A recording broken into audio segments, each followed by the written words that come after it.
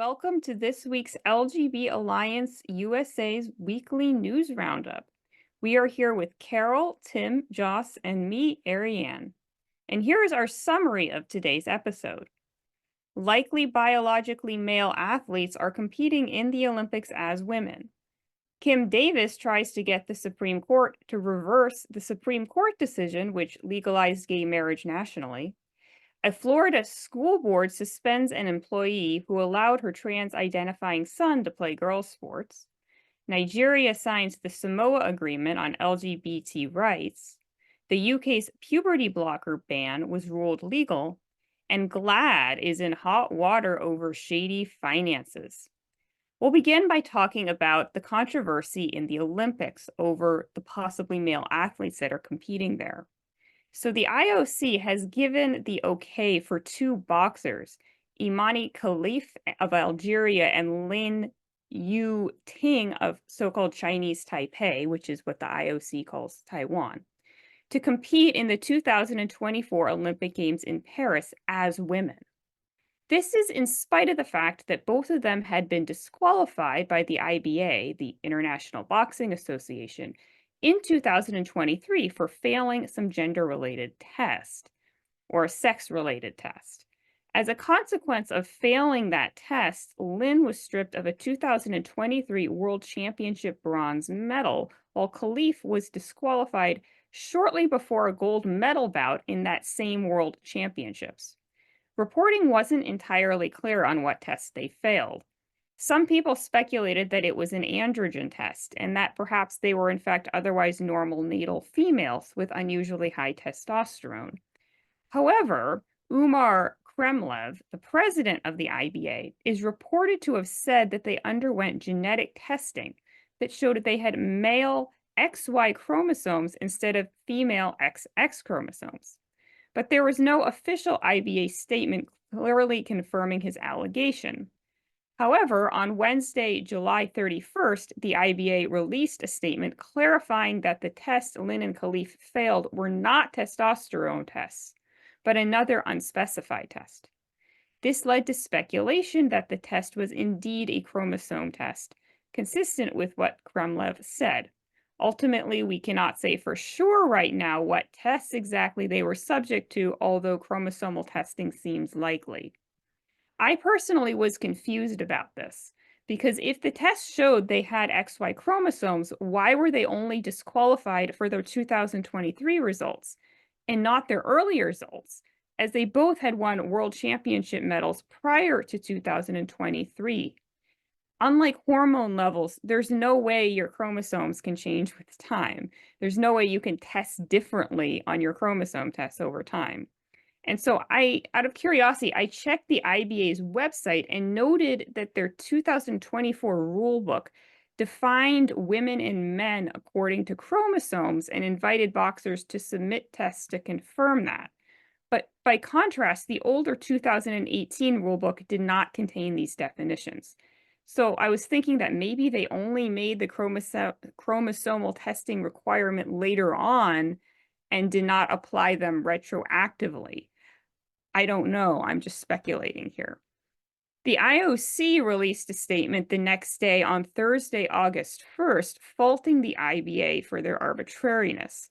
They point out that the IBA minutes indicate that Khalif and Lin were disqualified by a decision of the IBA Secretary General and CEO, and only later was that decision ratified by the board. Furthermore, the IOC statement notes that the IBA's minutes also said they need a clear procedure on genetic testing. This is consistent with my own speculation that the IBA only later made chromosomal testing a requirement and failed to apply this standard to earlier pre-2023 competitions.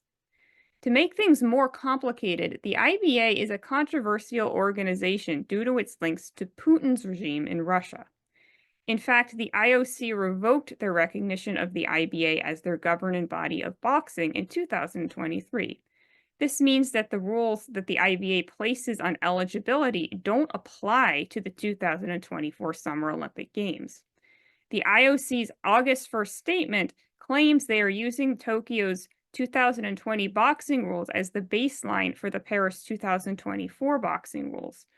Since the IOC itself doesn't mandate genetic testing to determine sex-based eligibility and hasn't since 1999, there could very well be athletes with XY chromosomes competing at the Summer Games as women. Further pouring fuel on the fire, a video resurfaced of Imane Khalif's performance in a 2022 match against a Mexican fighter, Brianda Tamara, in which Khalif appeared to trounce Tamara. Tamara later said she never before felt so badly beaten up by any boxer, male or female. On top of this, Khalif won their first boxing match at Paris on Thursday against Italy's Angela Carini. Carini gave up only 46 seconds into the match, saying the meet was unfair. Additionally, on August 2nd, Lin Yuting won a match at the Olympics against Uzbekistan's Sitora Turdibekova, though that match was much closer. Some people have described these two athletes as transgender, but I don't really quite see an indication of that. On social media, people from their respective countries, namely Algeria and Taiwan, say that there's evidence that they were raised as girls, and they've offered photographs and a documentary, for example. It's also claimed that it's very hard to legally change your sex in those countries, and that both individuals are listed as female on their IDs. It's worth pointing out that a lot of the most impassioned defenses of these two athletes are not necessarily motivated by gender ideology, but patriotism. That is, citizens of Taiwan and Algeria celebrating athletes from their respective countries. Culture war issues are often more complicated than they seem at first glance. So what do I think is actually going on? It's possible that these athletes have an intersex condition, or DSD. For example, 5-ARD occurs in individuals with XY chromosomes, and such people are born with female or ambiguous external genitalia and hence are likely raised as girls before puberty. But they also have internal testes that would produce male levels of testosterone and result in that person going through male puberty and having a male advantage in athletics. This was the case with South African runner Caster Semenya. Or maybe something else is going on. We simply don't know because the IOC won't do genetic testing to settle this issue. It's hard to see why requiring a genetic test, which literally only requires a cheek swab and never again has to be repeated, is more intrusive or burdensome than the barrage of urine testing for performance-enhancing drugs that the IOC requires their athletes constantly submit to. And if the IOC deserves blame for their lack of standards, the IBA, too, deserves blame for their ineptitude and corruption that destroyed their credibility. The losers in this saga of organizational incompetence are athletes, particularly women athletes. And with that, Carol, what do you have? Thanks, Ariane. So it looks like Kim Davis is still mad about homosexuals getting married. For anyone who may not remember who Kim Davis is the Kentucky County clerk that refused to issue marriage license to same-sex couples back in 2015, after it had become legal under federal law. So Kim lost that case, but on July 23rd, Liberty Counsel, which is a conservative Christian right organization, released a press statement that states, quote, "On Monday, we filed our opening brief with the Federal Court of Appeals on behalf of Kim Davis. This case has the potential to overturn the Supreme Court's wrongly decided 2015 Obergefell marriage decision. If Liberty Counsel and Kim are successful and Obergefell is overturned, bans on same-sex marriage that are still on the books in 30 states would immediately take effect, making it illegal, once again, for same-sex couples to marry in those jurisdictions." In Florida, the Broward County School Board suspended employee Jessica Norton for 10 days without pay after it was discovered that she had been letting her son play on the girls' volleyball team for the last 2 seasons. The board found that Norton's actions violated the state's Fairness in Women's Sports Act and voted 5-4 for the suspension. They also decided to remove her from her current job as a computer information specialist and place her in another position with equal pay. They stated, quote, In that position, she could learn of another transgender student who was playing girls' sports and might not report that to administration, end quote. According to the AP, Norton and her husband stormed out of the board meeting when board member Brenda Pham repeatedly called her child a boy. I might add that is the correct term to use for him. Norton had been removed from the school after the violation was discovered in November and then placed on paid leave.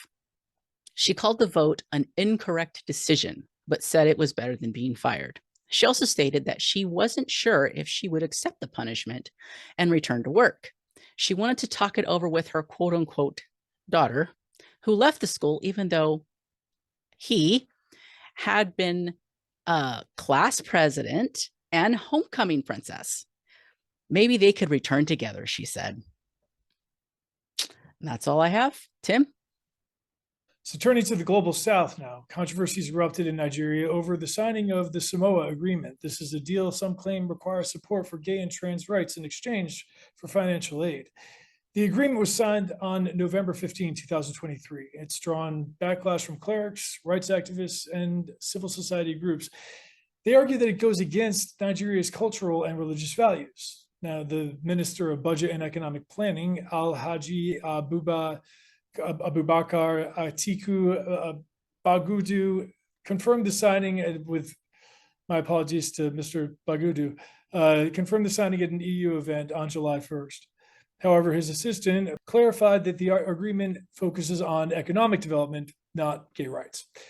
He stated the articles cited made no mention of LGBT rights, but rather focused on promoting gender equality and reproductive health. Despite these reassurances, critics like Sani Iwokusi of the African Bar Association have voiced concerns. Iwokusi called the agreements a celebration of perversity, suggesting it could undermine Nigeria's sovereignty. Now, religious leaders, including the Nigerian Supreme Court for Islamic Affairs, maintain their opposition to same-sex marriage. They stress that their stance aligns with Nigeria's laws and cultural beliefs. This council's administrative secretary, Abubakar Akande, reiterated, "We cannot agree to what is against the injunction of our creator, Allah, and which disrespects Nigeria's sovereignty." Adding to the debate, barrister Richard Kakito, a Kenyan lawyer, warned that the signing of the agreement could lead to the normalization of gay and trans rights in Africa. He urged Nigerians to question their lawmakers and demand answers. So this controversy also recalls Nigeria's anti-gay law, which was signed back in 2014. It criminalizes same-sex relationships.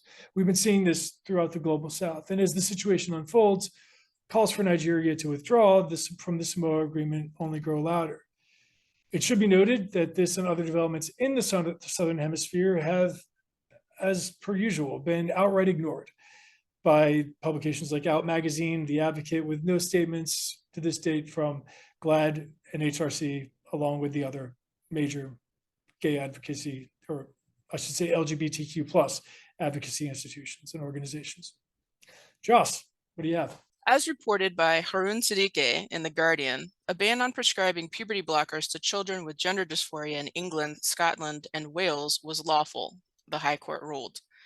The Conservative government issued an emergency order on May 29th, temporarily outlawing the supply of puberty blockers in the wake of the review by Dr. Hilary Cass into gender medicine. The review criticized the lack of evidence surrounding the benefits and the risks associated with puberty blockers, and the legislation was designed to ensure they could only be obtained as part of an authorized clinical trial.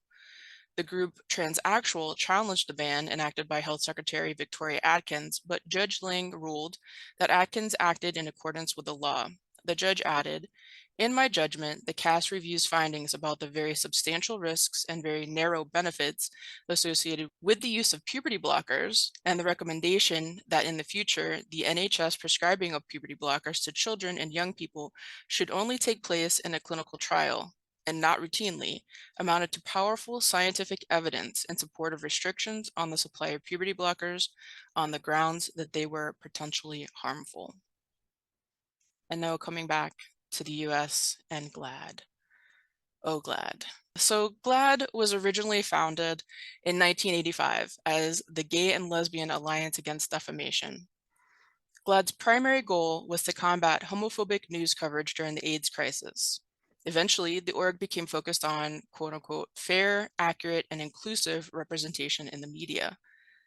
By 2013, GLAAD was facing financial ruin, with expenses outpacing donations, and then came Sarah Kate Ellis in 2014. Formerly in magazine publishing, Ellis made it her mission to elevate GLAAD's profile and broaden its scope to drive fundraising revenue. To do this, Ellis made regular appearances on TV shows and at red carpet events and award shows. It's worth noting here, and this is really important, that by 2014, we were on the precipice of gay marriage in the United States.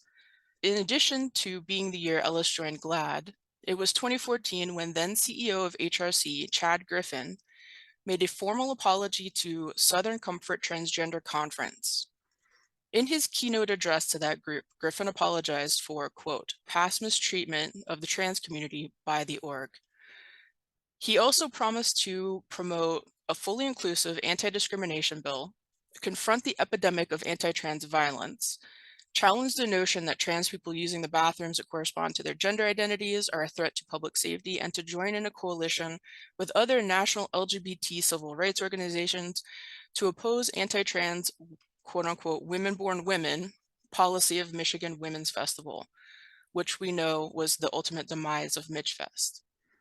Basically, Chad had taken some guff from participants of that same conference the year prior, and knowing that gay marriage was all but a sure thing, he and other LGBTQ NGO leaders realized they needed a new market to tap for donation revenue. And here we are. So broadening their scope for Ellis included dropping the acronym of Gay and Lesbian Alliance Against Defamation, because that's not inclusive enough of a name, and choosing instead to simply go by GLAAD, sans the acronym. At the same time, GLAAD's focus seemed to shift to trans, non-binary, and queer identities. Ellis's strategies worked, and by 2022, GLAAD's revenue reached nearly 19 million. GLAAD's primary function as an org is as a watchdog of and cheerleader for the media. I've mentioned numerous times GLAAD's media style guide, wherein they aim to redefine sexuality around gender identity and claim the term homosexual is outdated, and that the term queer is the better one to use when referring to the LGBTQ community. But basically, GLAAD decides what's LGBTQ appropriate in the media. But back to the point of the article, in reporting from Emily Steele of the New York Times, GLAAD's former CFO, Emily Plauché, warned the chairwoman of the group's board of directors about what she perceived as excessive spending, which conflicted with the org's policies, and that the spending was not being accurately reported to the IRS and to the public. The bulk of the spending was in renegotiated salary and salary enhancements, but also on some pretty wild line items on expense reports. There were trips to Davos, stays at luxury hotels like the Waldorf Astoria, summering in cottages in Provincetown for herself and her family, first-class airfare and private car services. Further, Sarah Kate Ellis expensed the costs to remodel her home office to the tune of $20,000. Basically, Sarah Kate Ellis has become accustomed to a certain lifestyle, and her spokesperson at GLAAD is eager to defend the choices of the org and its CEO. What Emily Steele really hammers home in her reporting is that outside of the grandiose furnishings, lifestyle, and sketchy expensing, Ellis's salary is way out of line for that of a CEO the size of GLAAD. Her salary and compensation package could range from $700,000 to $1 million in the coming years. And that level of compensation is more in line with CEOs of for-profit corporations. What GLAAD may be held to account over is the question of whether or not all that spending is reasonable. Is it a reasonable use of the charity's assets? If the IRS or state regulators deem it to be excessive, they could face financial penalties and revocation of their tax-exempt status. Personally, I'm very openly not a fan of HRC or GLAAD or NCLR or any of the state LGBT plus organizations that sell out the same-sex community in the name of advancing and thereby grifting off of gender ideology as their new golden goose for fundraising. For me, the smoking gun is the shift in all these orgs to push an inclusivity model that tells us and the media that homosexuality is out, but queer is in. They push our youth to accept their true selves, their quote unquote true selves, by abandoning their homosexuality in favor of adopting gender identities. These extremely homophobic notions have been pushed on us by the very orgs our community has been funding to excess, and most of the LGBT community have thought this was all in the sake of fighting for and protecting our marginalized community. It's the do-good in all of us that want to see each other thrive, and it's going to be heartbreaking when well-intentioned lesbian, gay, and bi people realize our own orgs were the ones grifting us the most. And that is what I have on GLAAD. I'm curious what you all think. Thank you so much for that, Joss. I like how you gave a sort of historical overview. I didn't know all those details about how exactly GLAAD like kind of got into the grift, that they were having financial problems and that they, you know, found a great lucrative way of dealing with that problem. I guess one question I have is, how do you prevent this in organizations? Like, you know, if we're, you know, like us, we're starting an organization, right? How do you build it into your organization that they don't become corrupted over time?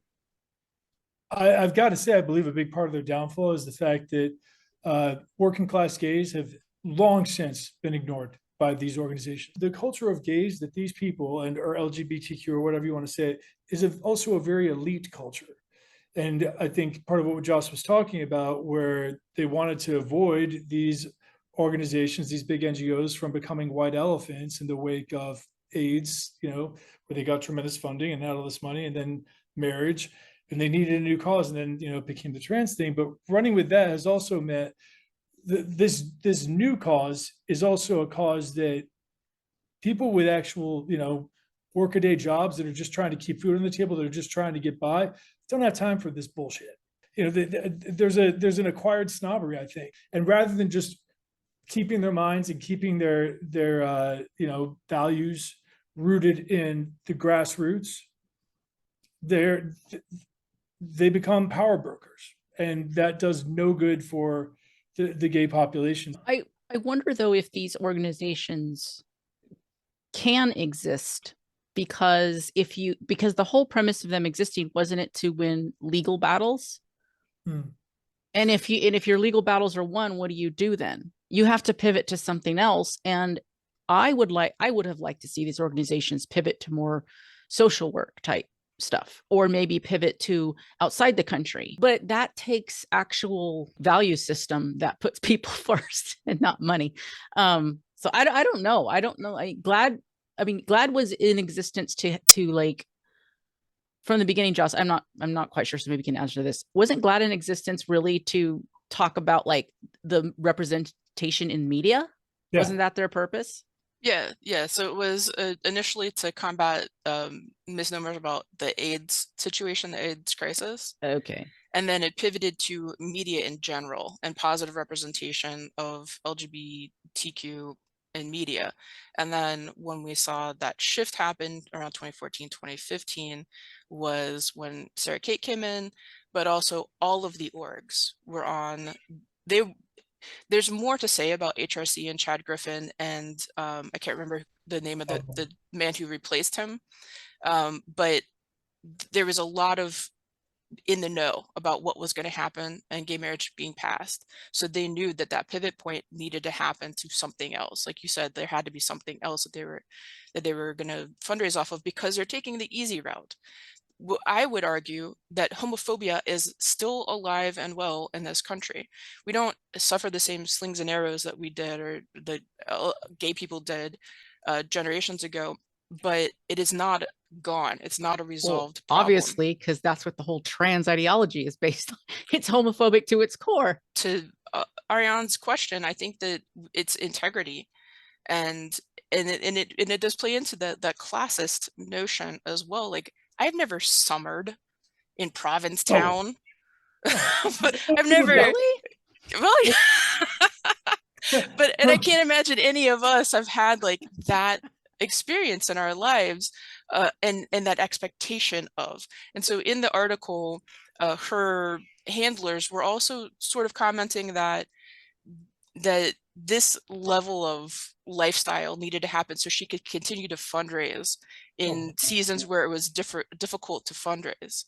Can I just say, as a liberal, why aren't more liberals upset about this money grubbing corporate bullshit? Like what? Like That's your job. I think my liberalism is just, it's old school. I don't know. It's this would have been something that you know, when I was young would have been such a thing of like, what is happening here? Like, absolutely not. You are not, like, the whole point of a nonprofit was to do work for others. Like, that's the point. But I mean, you see this in a lot of nonprofits though, right? This is just human greediness ultimately, because I've seen this in smaller, just like local nonprofits where the you know, the person running the nonprofit is pulling up in a Mercedes Benz, and you're like, wait a minute, you're supposed to be serving underprivileged kids and you're driving a Mercedes Benz. How much money are you making, and why are you making so much money? Can you imagine how all this money, all the good that this money could have done to the gay community? If they would have given, they could have given out the money to local communities. Yeah. I'm just thinking of how many local communities don't have LGBT centers. I'm using T still because that was what it was back then, but or LGB centers, gay centers. Like, how many don't have centers? How many don't have any resources? Like most of the big cities might, but there is a ton of middle to small towns and cities in the United States that don't have these kind of things. And worth mentioning is that my experience was these organizations, in particular HRC, coming into small cities to take funds from them to go back to the national organization. To give a point of reference as well, part of the reason that this story was such a big one was that Emily Steele did this deep dive on GLAAD and Sarah Kate Ellis. But when we think about this in an apples to apples type situation, GLAAD, the revenue for 2022 was 18.6 million. For Human Rights Campaign, it was 50 million for Human Rights Campaign Incorporated. They also have Human Rights Campaign Foundation, which I think was 24 million. So that's 74 million between the two organizations that are tied in with HRC. So Sarah Kate Ellis's compensation for that same year was $575,716 just in main compensation. Then she had the other, those nearly $30,000. And there were a handful of other people that were also making six-figure salaries that were in their leadership board or committee. And then for HRC, from the year through November 2022, Joni Madison was their president, and she made $493,220 and $30,000 in other compensation. And then there were many more people that were also making six-figure salaries to run that organization. But this is an organization that is many times bigger than GLAAD. So Sarah Kate made as much as or more than the president of HRC when it's a much smaller organization. Yeah, so part of the article was also saying this is really out of proportion. Out of proportion for the size of the organization. It's much more in line with a for-profit situation, what you would consider as a compensation package for a for-profit CEO. Yes, absolutely. And we are trying to build a better organization. And if you have any interest in contributing to our project to build a better organization for LGB people, please go to our website, lgbausa.org. We now have a way that you can donate financially on the front page of our website. If any contribution would be contributed. And we also thank anyone who simply likes and subscribes to our videos, that shares our content on social media. Thank you for listening to this. We hope to see you again next week.